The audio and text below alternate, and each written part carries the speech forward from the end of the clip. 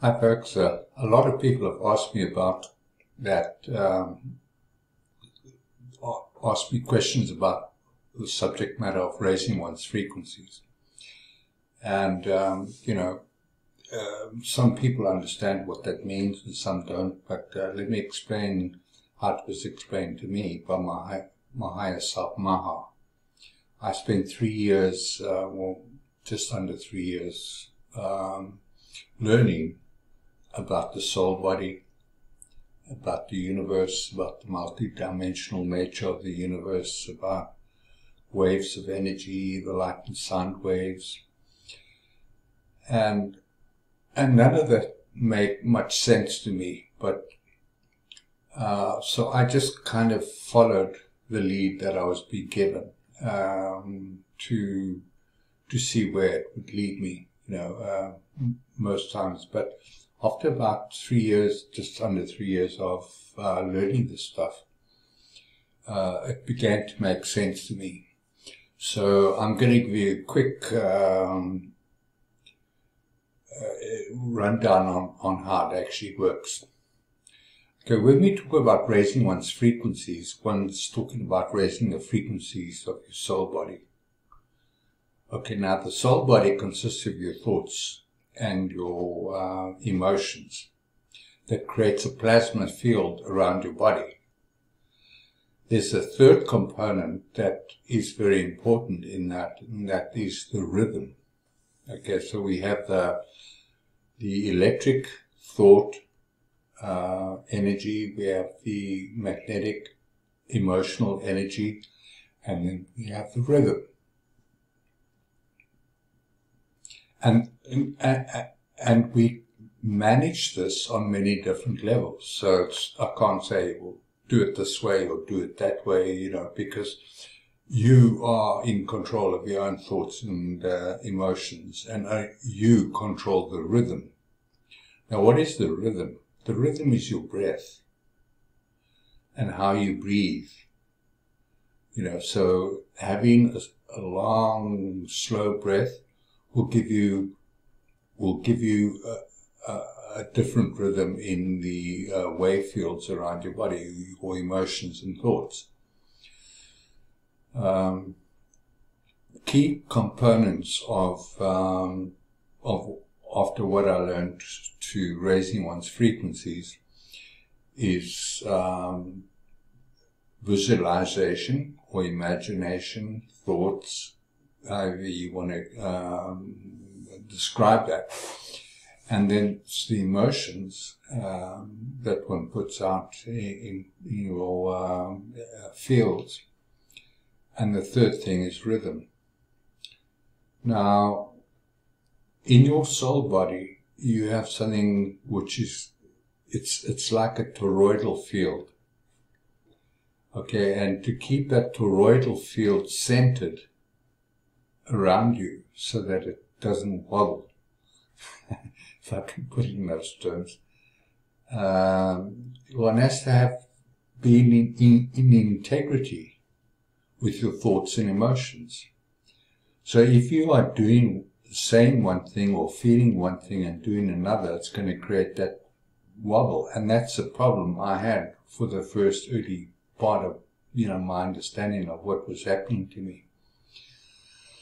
It was only in 2006, in the early part of 2006, that I began to understand that. That was just before I went to meet my higher self, aiazmir. And I realized that I was doing and saying things which were contradictory to the way I was feeling or thinking. And when I asked the questions why, and because I questioned everything, and I just kept asking questions, I said that's because most of our thoughts come from our indoctrination. They don't come from our authentic self. And that's the subconscious mind. The subconscious mind is an overlay, which has overlaid the God mind that we were born with when we incarnated here. And the subconscious mind is filled with information that has been indoctrinated into the soul body. So the soul has this shield around it called the subconscious mind, which is just a load of dogma, indoctrination, and teachings from outside of us that are not true. And so raising one's frequencies is very, very difficult because you have to get back into integrity with yourself. And that's a journey on its own that I had to go through. So yeah, that's more or less how it works. You have to learn about how to visualize, because visualization creates a geometry. The sound that you produce, the tonings that you produce, creates a geometry. Just like in cymatics, when you have the sound generator producing, it creates an image. So the one wave is meant to reinforce the other wave. But if your thoughts and emotions are out there somewhere, like being contrary to each other, or not in coherence with each other, they collapse each other. So they don't serve, your thoughts and emotions don't serve you. They serve your indoctrinated self, your subconscious mind. And then the breath is very, very important, because if you just think about it, all day you breathe. And the breathing is, you have a heart which is pulsing all the time. It's creating a rhythm. And when you get excited, your heart beats faster. When you go into a calm state, your heart beats go slower. And it's the same when you connect with your soul body. It depends on how you breathe. And one of the key things I learned was to learn to do the pause breath. So we breathe all the time.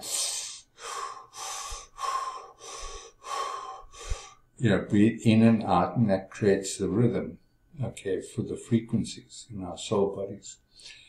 But if you learn to do the pause breath is the way that you communicate your imagination and your emotions to the universe. The imagination is the electric energy, and the sound tones you produce with that from the heart are your magnetic energies. So you can produce what you're thinking and feeling into the universe when you are in coherence. That sets up a coherent wave of energy. And what the pause breath does, you breathe in. Okay, I'm going to do it so you know how it's done.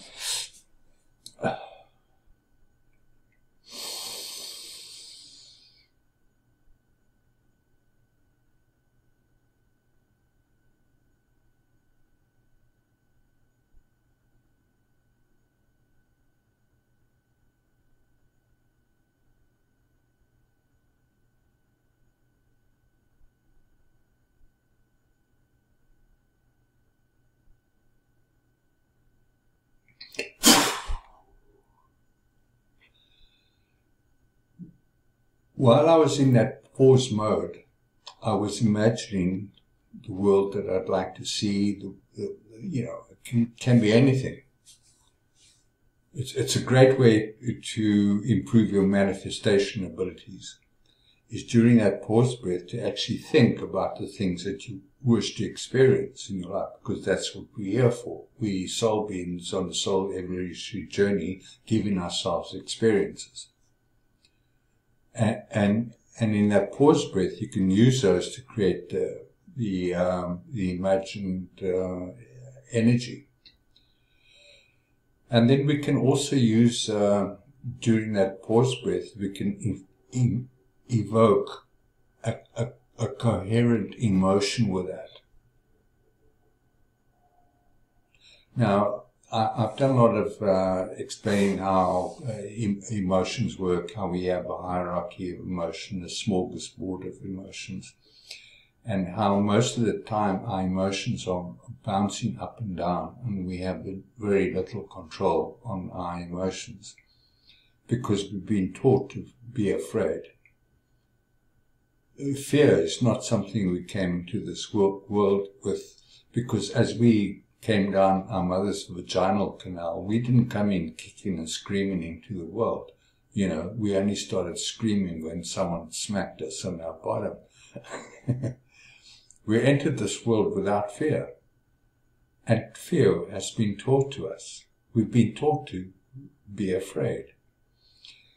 So when we, in that pause breath, we can go back into that innocent state, that original state of Godness. And we can support the thoughts and emotions that we want to, we can think thought and imaginations we want. And then when we breathe it out, forcefully, what do? We send a spiral of energy from our breath and through the resonance of our soul fields, because what that forceful out-breath does, it creates a vibration. And that vibration is a high frequency vibration. So it raises the frequencies of the thought and the emotions. I'm going to do a lot more explanations on these in the future kind of period of time, so that we all begin to get that. But that was basically, when I say basically, that's the really basic stuff, because when it came to imagination, I had to do what I call pineal gland inductions, and that meant inducting codes, soul codes. Sorry, I'm moving the wrong way. Soul codes. And how soul codes work, and how geometry is created, and how, you know, we live in a totally different paradigm of reality than what we've been taught. So those are just some, principles you can use in raising your frequencies. But try to understand that it all comes from the basic thing you have to understand is integrity in your soul. Okay, so and I'm doing some courses now which I'm explaining to people how they can do that. Having integrity in your soul and your emotions, your thoughts, and how you can bring those into alignment with yourself, with your authentic God self. Because we all one with the universe. And we all have a template which is a universally designed template. And if you can get that integrity intact, and we begin to use the visualization and the emotions together with that rhythm, the pause breath, we blow that into the ether, and that goes out into the universe. It goes out from the body, so we embody those thoughts and imaginations and words and sounds. And we blow that out into our soul body. When our soul body is in integrity, that communicates with the universe. And then we just wait for the backflow and sit and listen to it, you know. Because often I used to get backflow in massive downloads of information because of what I was putting out there through, you know, the techniques I was doing. So it's not a simple thing. You know, it took me nearly 3 years to actually begin to understand this. So I don't expect you to understand it, but for those who've asked the questions, that's the answer I'm giving you. Much love. Love you all. Bye.